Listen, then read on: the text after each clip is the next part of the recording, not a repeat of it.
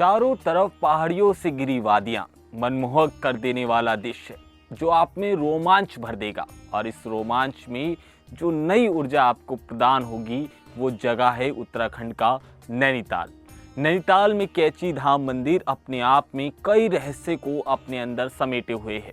उसका एक खास महत्व है जो नीम करोली बाबा के नाम से देश दुनिया में मशहूर है, जहां पर अनगिनत शख्स हर रोज दर्शन करने आते हैं।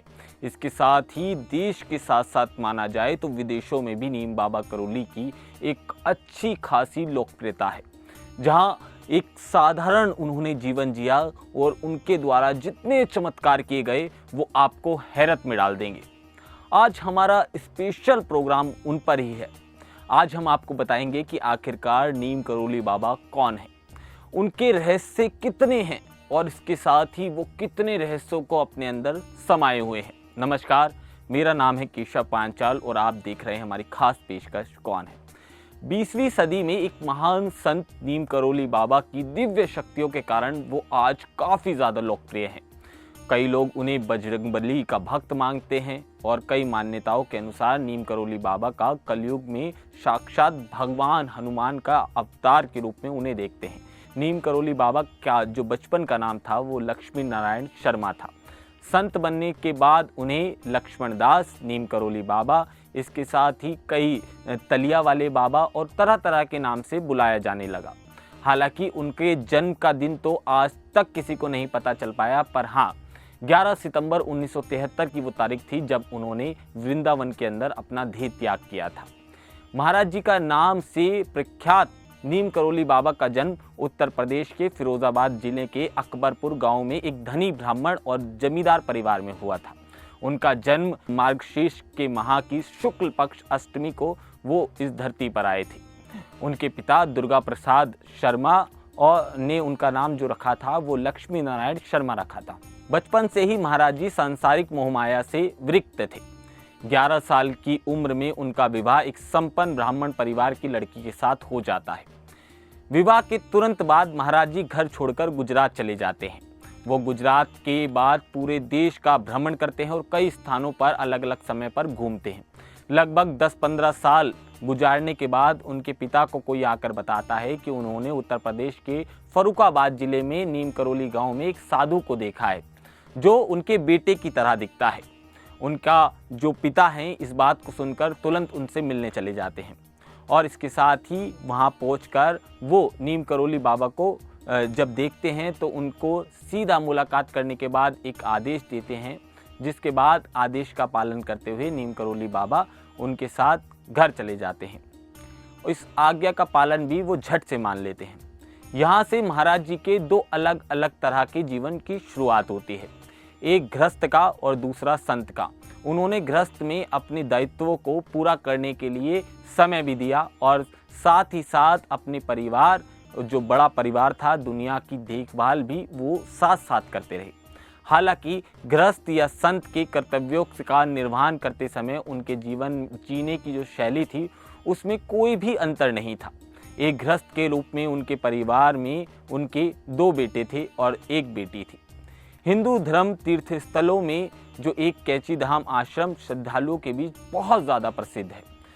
संत नीम करोली बाबा के यहाँ आश्रम में इस आश्रम को स्थापित किया था जो काफ़ी लोकप्रिय और शांतिपूर्ण आश्रम स्थल बन गया। अतिरिक्त शांति की तलाश में लोग यहाँ पर पहुँचते हैं। उत्तराखंड की सुगम पहाड़ियों से होते हुए जो बीच में स्थित है कैची धाम, वो आध्यात्म का केंद्र बनता जा रहा है, जहाँ की वादियाँ आपको दिलो दिमाग को बिल्कुल से शांत कर देती हैं। हाल ही के दिनों में नीम करोली बाबा के कैची धाम आश्रम की लोकप्रियता बहुत ज़्यादा बढ़ गई है।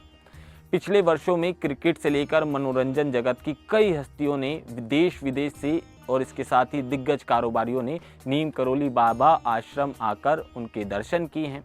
हाल ही में विराट कोहली और अनुष्का शर्मा भी यहाँ पर पहुँचे थे। गुजरात के बाद बबिनिया ने महाराज जी जो देश भर की यात्रा पर निकले थे, यात्रा करते करते वो फर्रुखाबाद जिले में नीम करोड़ी जो गांव था वहां पहुंचते हैं और कुछ देर बाद वहां पर विश्राम के लिए रुक जाते हैं। महाराज जी की वाणी इतनी दिव्य थी कि पूरा गांव उनके बेशक कोई संपर्क में नहीं था, मगर उसे सुनकर वो सब महाराज जी से मिलने पहुंचते हैं। उन्होंने जो कुछ भी कहा वो धीरे धीरे सच हुआ। ये उनसे जो पूरा गांव था धीरे धीरे जुड़ने लगता है। उसके साथ ही फिर जब महाराज जी वहाँ से चलने लगते हैं तो सब गांव वाले उनसे प्रार्थना करते हैं और उसके साथ ही वहाँ उसके बाद महाराज जी एक गुफा बनाई जाती है और नीम करोली बाबा उस गुफा में रहने लगते हैं, जिसमें वो दिन में साधना में लीन रहते हैं। किसी ने भी आज तक नीम करोली बाबा को सोच के लिए उस गुफा से निकलते हुए नहीं देखा। वो रात के अंधेरों में बाहर निकलते हैं। इसके साथ ही बाद में जो पुरानी गुफा के लगभग 200 मीटर की दूरी पर गोवर्धन नामक ब्राह्मण जो था वो एक भूमि दान करता है, जिसमें एक नई गुफा बनाई जाती है। ये गुफा आज भी मौजूद है। महाराज जी इस गुफा की छत पर हनुमान मंदिर की प्राण प्रतिष्ठान करवाते हैं और दिन में जो उनके लंबे बाल उलझे हुए बाल था उनका मुंडन कराकर लंगोट के स्थान पर एक सूत की रस्सी को पहनने लगते हैं। नई गुफा में जाने के बाद महाराज जी गांव वालों से मिलना जुलना शुरू कर देते हैं। वो अपनी आयु जो उनके सेम एज के लोग थे उनसे मित्रता वाला व्यवहार करने लगते हैं और अक्सर उनके साथ खेलों में भाग लेने लगते हैं। वो इतने ज़्यादा सहजता से उनके साथ घुल मिल जाते हैं कि उनके द्वारा जो अद्भुत कारनामों में जो उनको पहचाना जाता था कि उनकी अनुभूति भी गांव वालों को नहीं होने लगती। आपको बता दें, कभी लुका छुपी खेलते समय वो जंगल में कहाँ छुप जाते हैं, जैसे व्यक्ति छुपते थे तो उन्हें झट से नीम करोली बाबा ढूंढ लेते थे। लेकिन जब उनकी बारी आती थी तो वो कहीं अदृश्य हो जाते थे और किसी को नहीं मिलते थे। इसके साथ ही जंगल में पेड़ों पे चलते समय जब लोग उनका पीछा करते थे और एक पेड़ पर चढ़ जाते थे तो उन्हें दूसरे पेड़ पर बैठा देखते थे। किसी ने आज तक उन्हें पेड़ से छलांग लगाते हुए नहीं देखा। इसके साथ ही गांव के तालाब में तैरते समय जब बाबा पानी में गायब हो जाते थे तो काफ़ी देर बाद तक आते नहीं थे और बहुत देर बाद वो बाहर पानी से निकलते थे। ये सब उनके लिए इतना आश्चर्य और कह लीजिए मनोरंजन का विषय था और बड़ा एडवेंचर लोग इसमें देखते थे। इस दौरान गोपाल नाम का एक जो गरीब पक्षी था, उस पक्षियों को पकड़ने वाला शख्स महाराज जी का परम शिष्य बन जाता है। प्रतिदिन वो उनके पास आता था। एक दिन महाराज जी की आज्ञा भूलकर कि गुफा में प्रवेश नहीं करना, गोपाल दूध का बर्तन लेकर अंदर गुफा में चला जाता है। वो देखता है कि महाराज जी ध्यान में लीन है और उनके शरीर है उस पर सर्प लेटा हुआ है। इसके साथ ही जो सांप है उन्होंने उनके शरीर को घेर रखा है। महाराज जी को शिव रूप में देखकर वो इतना भयभीत हो जाता है कि उसके पैर लड़खड़ा जाते हैं, दूध का बर्तन वहीं गिर जाता है और बाहर आकर वो व्यक्ति बेहोश हो जाता है। महाराज जी बाहर आते हैं, उसे उठाते हैं और उनसे बोलते हैं कि तुम्हें बिना आज्ञा के गुफा में प्रवेश नहीं करना चाहिए था। महाराज जी के स्पर्श मार्ग से ही गोपाल होश में आ जाता है। एक बार महाराज जी ने कई दिनों तक भोजन नहीं लिया। इसके साथ ही उनकी ये लीला थी। गांव वालों ने बताया कि वो बहुत उत्तेजित लग रहे थे। उन्होंने हनुमान जी की पवित्र छवि पर चिल्लाते हुए कहा कि आप मुझे भूखा ही मार दोगे। ये शब्द कहते ही कई गांव वाले फल और मिठाइयों से बड़े जो थाल थे वो लेकर पहुंचते हैं। देवता का अनादर करना एक कह लीजिए अकल्पनीय कार्य है, लेकिन गांव वालों का मानना था कि महाराज जी ऐसा इसलिए कर सकते हैं क्योंकि वो हनुमान जी के भक्त नहीं बल्कि स्वयं हनुमान हैं। अब नीम करोली बाबा से जुड़ी एक और बड़ी दिलचस्प कहानी आपको बताते हैं। दरअसल जो शुभ अवसर होते हैं उस पर गंगा जी नहाने नीम करोली बाबा जाया करते थे।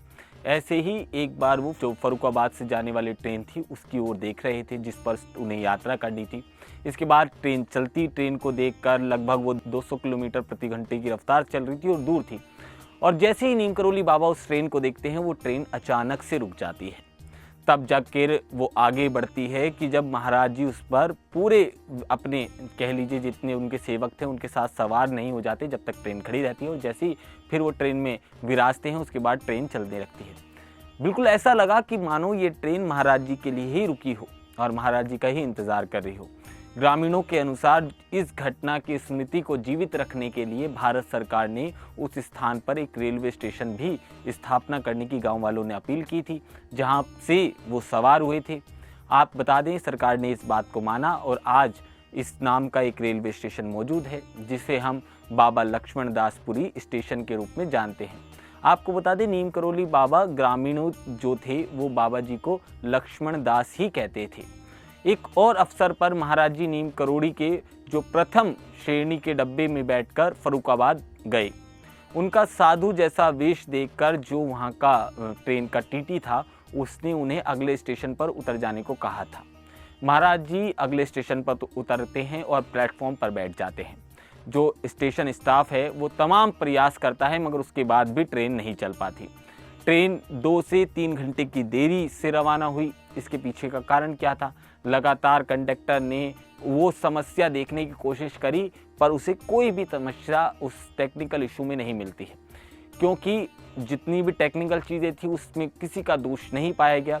दरअसल मुद्दा ये था कि इंजन तो चल रहा था, लेकिन जो ट्रेन की बोगी के पहिए थे वो नहीं घूम रहे थे।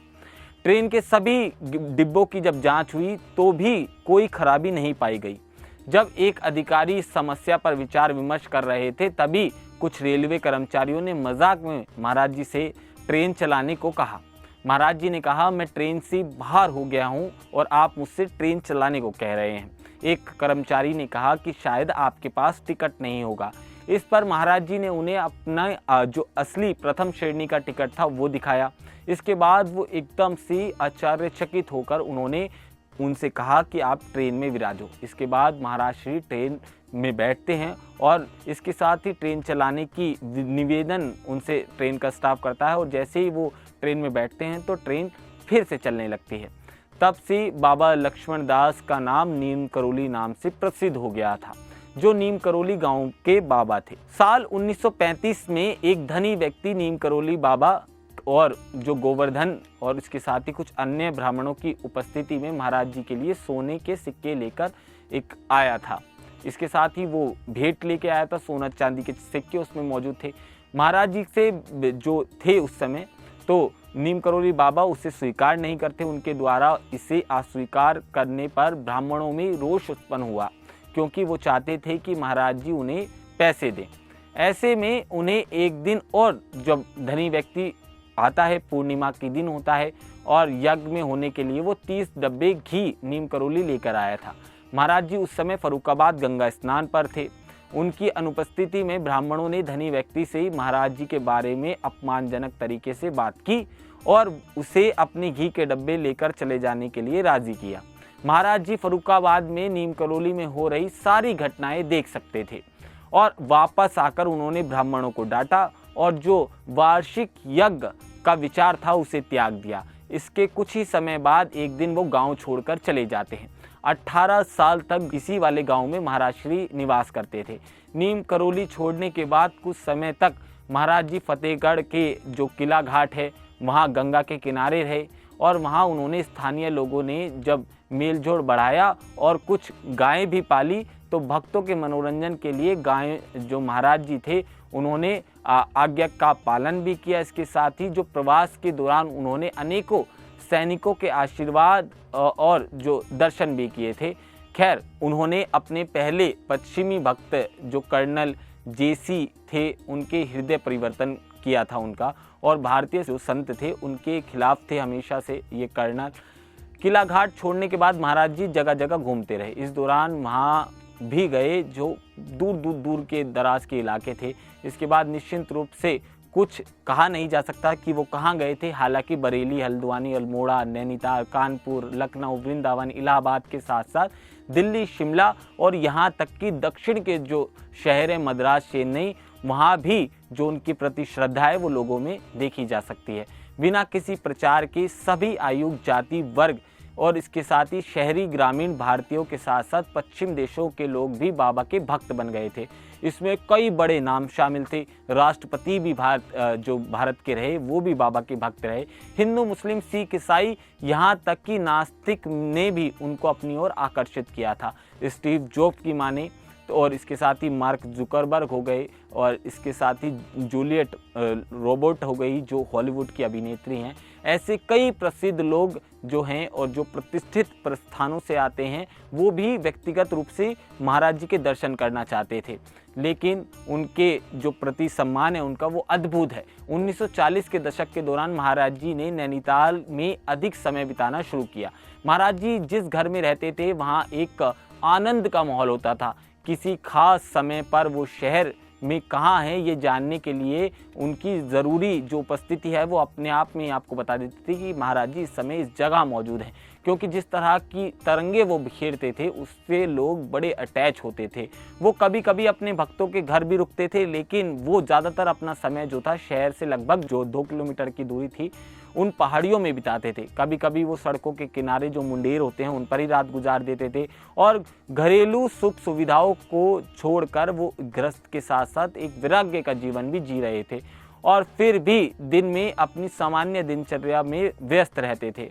इसके साथ ही उन्हें थकान बिल्कुल भी महसूस नहीं होती थी और जब हम उन्हें सुबह देखते थे तो एक नई ऊर्जा में दिखाई देते थे। आपको बताएं, स्टीव जॉब्स की बात कर रहे हैं, उन्होंने अपने मित्र डैन के साथ वो भारत आए थे जहां वो हिंदू धर्म और भारतीय अध्यात्म को जानना चाहते थे। अप्रैल 1974 में वो उन्होंने भारत की यात्रा की थी। उन्होंने नीम करोली बाबा से मिलने की योजना बनाई, लेकिन वहां पहुंचे तो पता लगा कि गुरुजी पिछले सितंबर में ही वो अपना शरीर छोड़ चुके हैं। इसके साथ ही हॉलीवुड अभिनेत्री जो हैं जूलिया रोबर्ट्स, वो भी नीम करोली बाबा से प्रभावित हैं। उनकी तस्वीर में हम उनको देख सकते हैं। इसके साथ ही कई जो बड़े लोग हैं, मार्क जुकरबर्ग की बात करें तो वो भी उन्होंने भी कैची धाम का दौरा किया है। कैची धाम मंदिर की स्थापना दिवस पर यहाँ पर हर बार 15 जून को एक मेले का आयोजन किया जाता है। ये मेला इतना दिव्य और भव्य होता है कि लाखों श्रद्धालु यहाँ पर पहुँचते हैं और नीम करोली आश्रम के दर्शन करते हैं।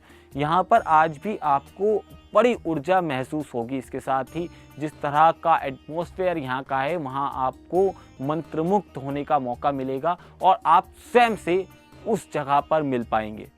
आपको ये कहानी कैसी लगी हमें कमेंट सेक्शन में ज़रूर बताइएगा। लिहाजा इन चंद मिनटों में नीम करोली बाबा की कहानी को समेटना असंभव है और जिन पर बड़ी बड़ी पुस्तकें लिखी गई हैं, बड़ी बड़ी फिल्म बनी हुई हैं, उनको 10 मिनट में समेटना बड़ा मुश्किल हो जाता है। मगर हाँ, अगर निचोड़ निकाला जाए तो उस कहानी का ये निकलता है। आप इससे कितने सहमत हैं हमें कमेंट सेक्शन में ज़रूर बताइएगा।